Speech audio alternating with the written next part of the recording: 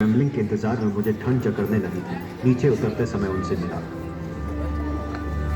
तब एक चोटी से उतरा और हमसे गले मिला।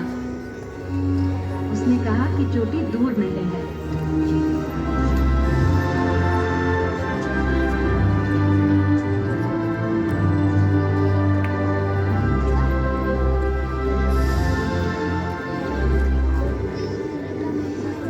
बारह घंटे की चढ़ाई के बाद मुझे ध्यान रखने में बहुत मुश्किल हो रही थी।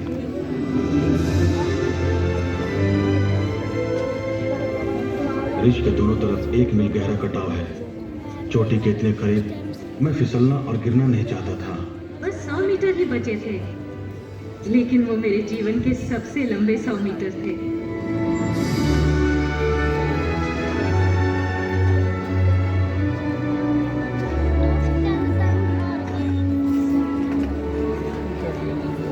पहाड़ों पर 9 लंबे हफ्तों के बाद वो सफल हुए और एरासेली सेगारा दुनिया की सबसे ऊंची चोटी एवरेस्ट पर चढ़ने वाली स्पेन की पहली महिला बन गई।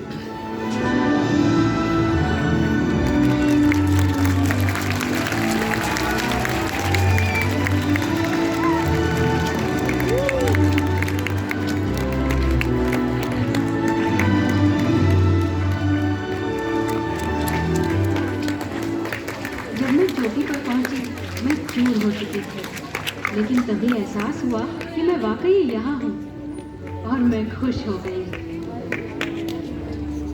मुझे विश्वास था कि मैं चोटी से आधी दुनिया देख रही थी। पता नहीं मेरे दोस्त मेरे बारे में सोच भी रहे थे या नहीं। वो अंदाज भी नहीं कर सकते थे कि मैं दुनिया की सबसे ऊंची चोटी पर खड़ी थी। मैं चिल्लाकर कहना चाहती थी, मैं ठीक हूँ, मैं जीत गई।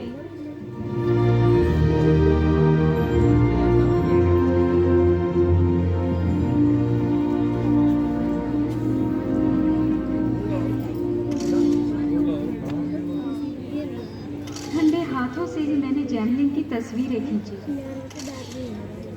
यहाँ पहुँचने के लिए उसने बहुत मेहनत की थी। मैं उसके लिए बेहद खुश थी। बचपन से ही मैं इस क्षण के सपने देखता रहा हूँ। मेरा मन गदगद हो उठा। मेरे आंसू गाल पर जम गए थे। मैंने वहां आदरणीय पूज्य दलाई लामा की तस्वीर के साथ अपने स्वर्गवासी माता पिता की तस्वीरें भी छोड़ी और एक छोटा सा खिलौना भी, जिसे मेरी 10 महीने की बेटी ने मुझे दिया था। साथ में संसार की देवी माँ चोमोलोम्मा के लिए प्रार्थना ध्वज भी।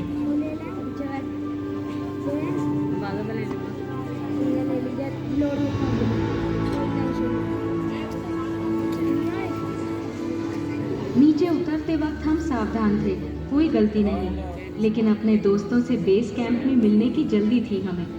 वो बहुत नीचे, बादलों के भी नीचे, 2 दिन दूर था।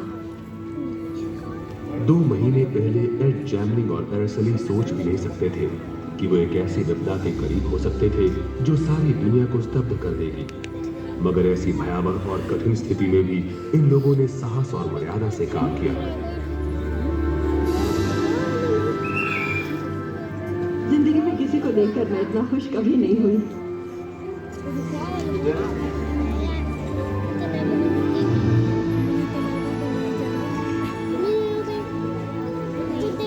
एवरेस्ट की ऊंचाई पर रॉजर का जीपीएस लगातार आंकड़े भेज रहा था, जो एक दिन भूगर्भ शास्त्रियों को भूकंप के बारे में और ज्ञान दे सकेगा।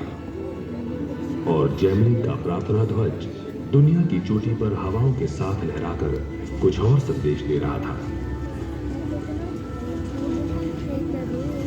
मुड़कर देखती हूँ तो ताज्जुब होता है कि एवरेस्ट की चोटी पर जाने के लिए मुझे शक्ति कैसे मिली।